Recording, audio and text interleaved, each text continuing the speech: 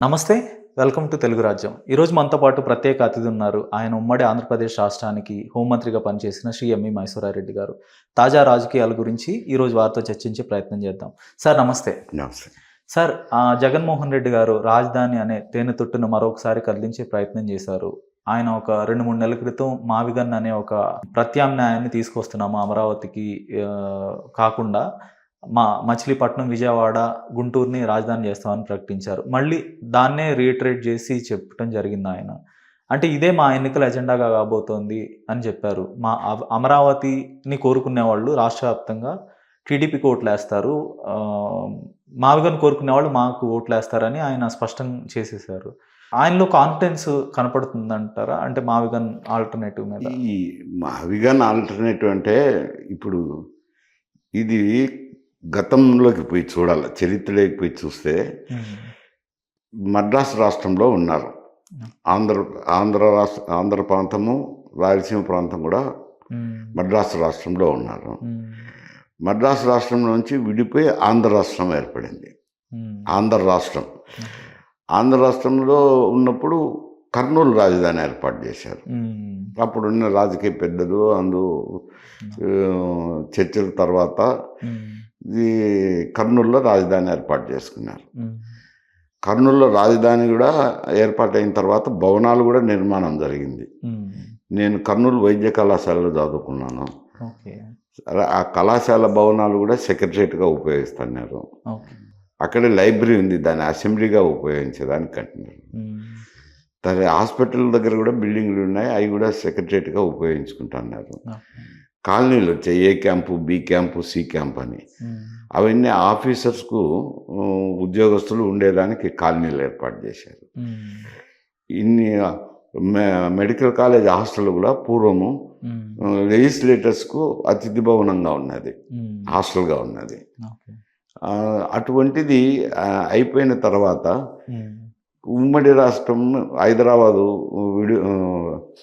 నిజాం నుంచి విడిపోయిన తర్వాత మూడు ప్రాంతాలు కలిసి తెలుగు వారు మాట్లాడాలంతా ఏకంగా ఉండాలని ఆంధ్రప్రదేశ్ ఏర్పడింది.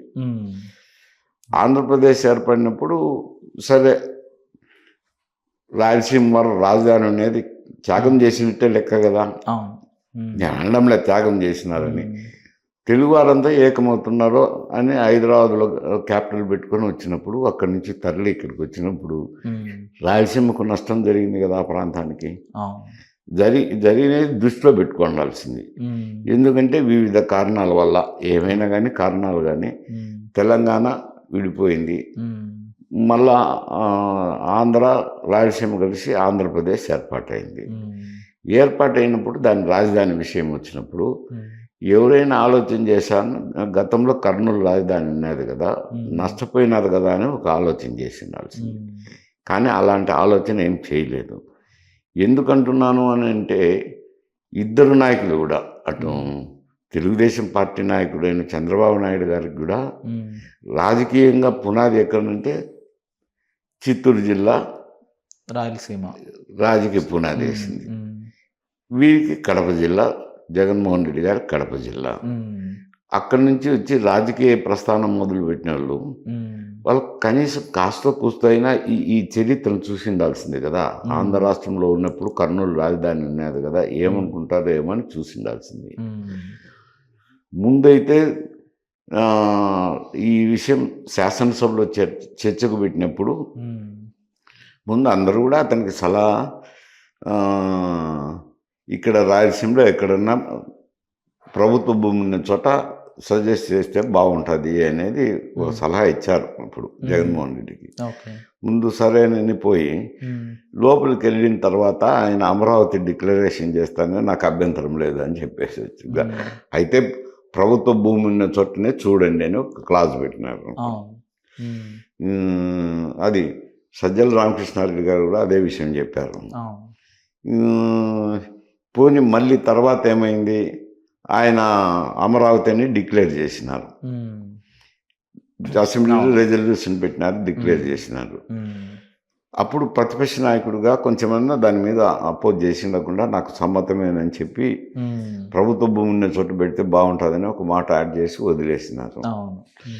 ఇంకా అది ఆయన అమరావతి పెట్టుకొని అక్కడ పోయి ఆయన అధికారంలో ఉన్నప్పుడు కొంత ఇది చేసినారు. ఇది చేసినప్పుడు తర్వాత జగన్మోహన్ రెడ్డి చీఫ్ మినిస్టర్ అయినప్పుడు 3 రాజధానులు అన్నారు. 3 రాజధానులు ఏమిటి?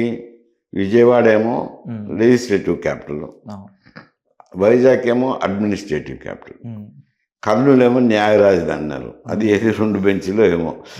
ఏం న్యాయ రాజధాని అంటే ఏమొస్తుంది చెప్పు? ప్రజలకు కానీ ఎవరికి కానీ ఉపయోగపడేది ఏం కాదు కదా. చిన్నదాని రాజధాని అంటే ఎట్లయితుంది? కాదు కదా అంట. అంటే ఆయన న్యాయం చేయలేదు. వీళ్ళు కూడా రాయలసీమ గడ్డ నుంచి వచ్చి రాయలసీమ జన్మభూమి లాంటిదైనా ఇద్దరి నాయకులకు కూడా కొంచెమన్నా కాస్త రాయలసీమకు న్యాయం చేయాలనేది ఆలోచన ఉండాల్సింది.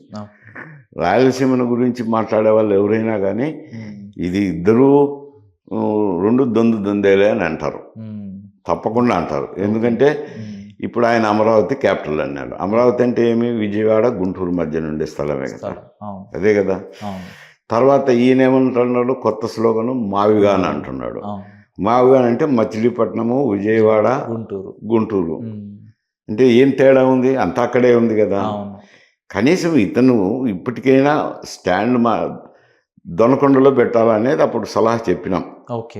ఎందుకంటే దొనకొండలో అయితే 70,000 ఎకరాల భూమి ఉంది, ప్రభుత్వ భూమి ఉంది. ఒకవేళ 20,000 30,000 ఎకరాలు ప్రభుత్వం ఉంచుకున్నా మిగతాది డెవలప్మెంట్కి ఇస్తే అప్పుడు డబ్బు వస్తుంది. క్యాపిటల్ నిర్మాణానికి కూడా మళ్ళా రాష్ట్ర ప్రభుత్వం పెట్టాల్సిన అవసరం లేదు. ఆ పట్టణం చూసుకుంటుంది. నీటి సౌకర్యానికి కూడా నాగార్జున సార్ కాలువలు ఉన్నాయి, ఇబ్బంది లేదు. ఈ రైల్వే లైన్ ఉంది కనెక్టివిటీగా.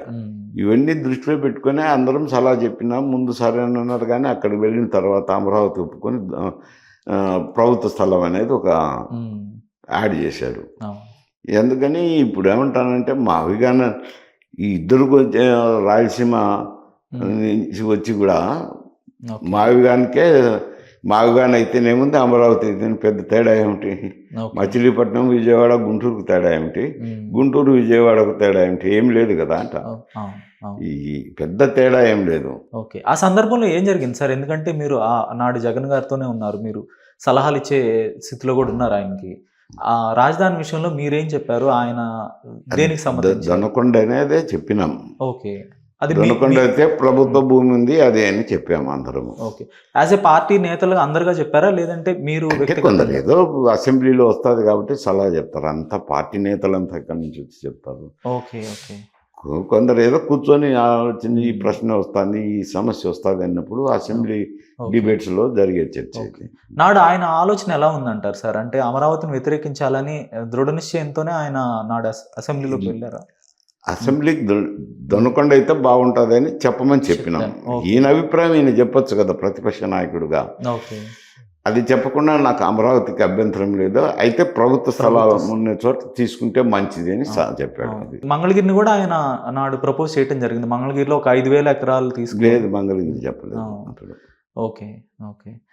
సో ఇది వచ్చే ఎన్నికల్లో ఎలా ఉండబోతుంది? అంటే మావిగాన్ ఆయనకి పాజిటివ్ అవుతుందా, లేదంటే అది ప్రతికూలంగా మారుతుందా ఆయనకి ఎన్నికల్లో? లేదంటే అసలు ఇది నల్లిఫై అయిపోతుంది, అంటే అటు ఇటు కాకుండా? అంటే ఇది ఒక ఎన్నికల ఎజెండాగానే ఉంటుంది. ఇప్పుడు రాజకీయంగానంటే రేపు ప్రభుత్వాలు ఏర్పాటు చేసుకునే దాంట్లో ఒక అంశం అవుతుందే కానీ ఇది ప్రభుత్వం ఏర్పాటుకు కావాల్సిన మెజారిటీ ఇస్తుందంటే అటువంటిది ఏముండదు. ప్రధాన అంశంగా అయితే ఉండబోదు అంటారు. ఒక అంశంగా ఉంటుంది అంతే. ఎందుకంటే ప్రభుత్వ పనితీరు మీద, ప్రభుత్వ పథకాలు అమలు చేసిన దాని మీద, పరిపాలన మీద, ఇవన్నీ రకరకాల సమస్యల్లో ప్రజలు రియాక్ట్ అవుతుంటారు.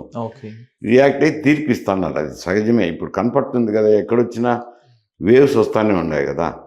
మొన్న తమిళనాడులో ఎలక్షన్ జరిగింది. గతంలో అయితే ఏముండే, డిఎంకే అన్నా డిఎంకే 2 పార్టీలే ఉంటాయండి మద్రాసులో. సరే 2 పార్టీలు కంటెస్ట్ చేసినాయి. ఈయన సినిమాల్లో హీరో అయినా 2-3 మాసాల ముందే కదా పార్టీ స్థాపించడము, ప్రజల్లోకి వెళ్ళటం జరిగింది. దగ్గర ప్రభుత్వం ఏర్పాటు చేసే 8 సీట్లు తక్కువ వచ్చినాయి అనుకోండి, ప్రభుత్వం ఏర్పాటు చేసే దశకు ప్రజలు తీర్పిచ్చారు. మరి ఈ 2 ఇప్పటి నుంచో దాదాపు 30 సంవత్సరాలుగా ఉన్న డిఎంకే ఏడిఎంకే కాదని ఈయన కొత్తగా పార్టీ పెడితే ఆయనకు తీర్పు ఇచ్చారు. అంటే ప్రజల్లో ఏది నాటుకుంటుందో అదే ఇస్తారు. ఓకే.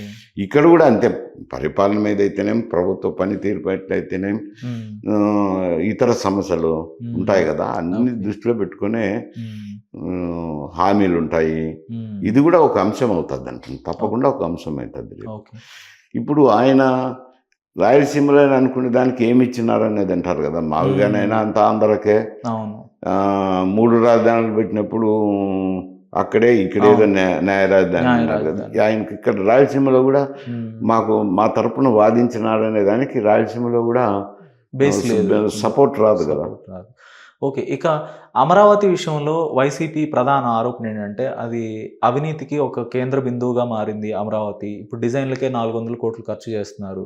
ఇప్పటి వరకు 60,000 కోట్లని అప్పుగా తీసుకున్నారు. మరొక 1,00,000 కోట్లు 2,00,000 కోట్లు ఇక్కడ వెచ్చించాల్సి ఉంటుంది. సో ఇదంతా రాష్ట్రం ఇప్పుడు భరించే పరిస్థితుల్లో లేదు.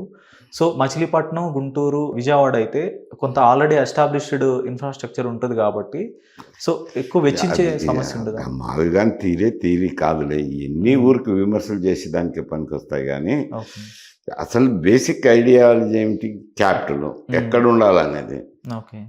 క్యాపిటల్ నిర్మాణం చేసుకోవాలంటే ఎంత ఖర్చు అవుతుంది? ఆయన 1000 కోట్లు అంటున్నాడు, కానీ నాకు తెలిసి అయితే ఎంత ఖర్చు అవుతుంది, ఏముంటుంది? ఇప్పుడు హైదరాబాద్ తీసుకోండి, హైదరాబాద్ తీసుకుంటే ఏమిటి, సెక్రటరేటు, శాసనసభ కార్యాలయం, అసెంబ్లీ, హైకోర్టు, ఈ ఉద్యోగస్తులకు సంబంధించి కాలనీస్, ఎర్రమంజిల్ కాలనీ అనండి, విజయనగర్ కాలనీ అనండి, పంజగుట్ట కాలనీ అనండి, ఇట్లా కాలనీస్ కట్టినారు. ఇవి నిర్మాణం చేసే వాళ్ళే కదా, ఇంకేం చేస్తారు? పెద్దగా చేసేటి ఏముంటాయి? ఏముండవు. అందువల్ల అడవిన రాజధాని ఏర్పాటు చేసుకుంటే ఇవి నిర్మాణం చేసేవారు. కాకపోతే హైదరాబాద్ ఇంత పెరిగిందంటే అదంతా ప్రైవేట్ క్యాపిటల్ కదా, ప్రైవేట్ ఇన్వెస్ట్మెంట్స్. ఇక అక్కడైనా అంతే, అమరావతిలో అయినా అంతే, ఎక్కడైనా ప్రైవేట్ ఇన్వెస్ట్మెంట్లు రావాలి. కానీ ప్రభుత్వం ఖర్చు పెట్టి చేసేది తక్కువ ఉంటుంది ఏంట.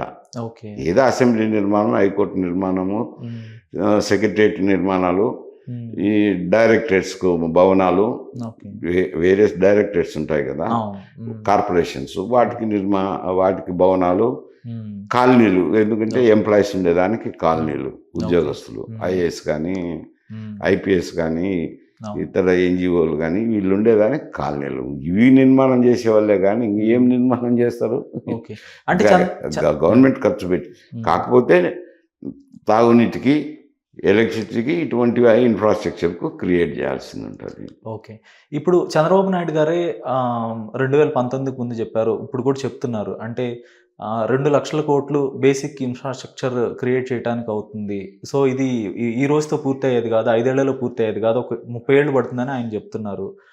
సో అంటే ఎందుకు సూపర్ క్యాపిటల్ అవసరం అంటారా ఇప్పుడు ఆంధ్రప్రదేశ్ ఉన్న పరిస్థితుల్లో? సూపర్ క్యాపిటల్ అని కాదు, క్యాపిటల్ అంతే.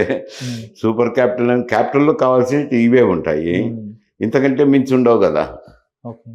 ఇంతకంటే మించి చేయలేరు, ఎంత క్యాపిటల్ అయినా కానీ ఎవరైనా చేయలేరు అంట. సో రాష్ట్ర భవిష్యత్తును దృష్టిలో ఉంచుకుంటే అమరావతి విషయంలో, లేదంటే ఏపీ రాజధాని విషయంలో ప్రభుత్వం కానీ ప్రతిపక్షం కానీ ఎలా వ్యవహరించాలంటారు? అంటే ఎలాంటి డెసిషన్ రావాలంటారు? అంటే ఇప్పుడు మా అభిప్రాయాలకు వాళ్ళు తీసుకుంటే నిర్ణయాలకు సంబంధమే లేదు అంట. ఎందుకంటే మేము ఎటైనా గతంలో రాజధాని అనేది రాయలసీమలో ఉన్నది. ఇప్పుడు కూడా రాష్ట్రం విడిపోయిన తర్వాత 2 ముక్కలు అయిన తర్వాత అది రాయలసీమకే రావాలా రాజధాని అని నిశ్చితాభిప్రాయంలో ఉండేవాళ్ళం మేము. అమరావతి సూపర్ క్యాపిటల్, ఏ క్యాపిటల్ అయితే నాకేముంది సంబంధం. అంటే రాష్ట్ర భవిష్యత్తు నేను చరిత్ర బట్టి చెప్తాను. గతంలో ఉన్నది రాజధాని కర్నూలులో ఉన్నది, కర్నూలు అంటే రాయలసీమ ప్రాంతము. ఇప్పుడైనా రాజధాని ఏర్పాటు చేస్తే కర్నూలుకు న్యాయంగా రావాలి కదా అనేది నేను చెప్పేది. అంటే యాజ్ ఏ రాయలసీమ వాసిగా అనే మీరు అభిప్రాయం చెప్తారు? అంటే ఒక రాష్ట్రానికి సంబంధించిన వ్యక్తిగా మీ అభిప్రాయం ఏంటి? రాష్ట్ర భవిష్యత్తు దృష్టిలో చెప్పేది నేను ఏదైనా కానీ గతంలో ఉన్నది ఏమిటి, కర్నూలు ఉన్నది. ఇప్పుడు రాష్ట్రం మీరు భాషా ప్రయుక్త రాష్ట్రాలు ఏర్పాటు చేసి తెలుగు వారం అంతా ఒకటిగా ఉండాలనుకున్నప్పుడు మీరు హైదరాబాద్కు షిఫ్ట్ అయినారు, దానికి త్యాగం చేసినారు కదా రాయలసీమ ప్రాంతవాసులు. అప్పుడు న్యాయంగా అయితే మీరు ఇవ్వాలి కదా. ఓకే. అది ఆలోచన చేయాలి కదా. ఇద్దరు రాయలసీమ వాసులుగా వండుకొని కూడా వాళ్ళు దాని గురించి ఆలోచన చేయకపోతే ఎట్టా? నేను రాయలసీమ వాసుని లేదు, రాయలసీమ మేలు జరగాలని కోరుకుంటా, పోనీ నాలో మరి వాళ్ళల్లో ఉండాలి కదా అదే ఓకే. చింతన, ఓకే. లేదు కదా అని అంటాను. ఓకే. సో ఫైనల్గా చెప్పదలుచుకుంటే ఏం చెప్పదలుచుకున్నారు? అంటే అమరావతి ఇప్పుడున్న నేను స్టేటస్ కో చెప్పేది మెయింటైన్ చేయాలి. మామూలుగా అయితే ఇప్పటికైనా కానీ దొన్నకొండ అయితే ప్రభుత్వ భూమి ఉంది కాబట్టి కొంత మిగతా భూమిని ప్రైవేట్ వ్యక్తులకు కేటాయించిన డబ్బు వస్తుంది, ఇన్ఫ్రాస్ట్రక్చర్ క్రియేట్ అవుతుంది. లేదు తిరుపతి అందరికీ అనుకూలమైన ప్రదేశం. ఇప్పుడు కోస్టలాంధ్ర నుంచి వస్తారు, తెలంగాణ నుంచి పోతారు, రాయలసీమ నుంచి వస్తారు, దేశంలో వివిధ ప్రాంతాల నుంచి వస్తారు. తిరుపతి దగ్గర ఉంది కదా గవర్నమెంట్ స్థలమే, దాదాపు 30,000-40,000 ఎకరాలు ఉంది. అక్కడ తిరుపతి దగ్గర ఏర్పాటు చేయండి. సరే అది ఒక కార్నర్ అవుతుంది అనుకుంటే దొన్నకొండలో ఏర్పాటు చేయండి, ఎవరు వద్దండి కదా. అది ప్రకాశం జిల్లాలో ఉంది దొన్నకొండ అనేది. అటు రాయలసీమకి ఇటు కోస్తాంధ్ర అమరావతికి దొన్నకొండకి ఎంత 50 కిలోమీటర్లే కదా డిస్టెన్స్ ఎక్కువ. పోయింది ఏదో ఇద్దరికి న్యూట్రల్గా ఉంటుందని అక్కడ ఏర్పాటు చేయొచ్చు కదా. Okay okay okay. ధన్యవాదాలు సార్. ధన్యవాదాలు. హలో, తెలుగు రాజ్యం ఛానల్ చూస్తున్నారా? సామాజిక రాజకీయ జీవన చిత్రణే తెలుగు రాజ్యం. అతిశయోక్తులు అసత్యాలు ఉండవు. రాజకీయ కోణం కాదు, ప్రజా కోణమే కొలబద్ద. తెలుగు రాజ్యం వీక్షణ మీ ఉత్తమ అభిరుచికి నిదర్శనం.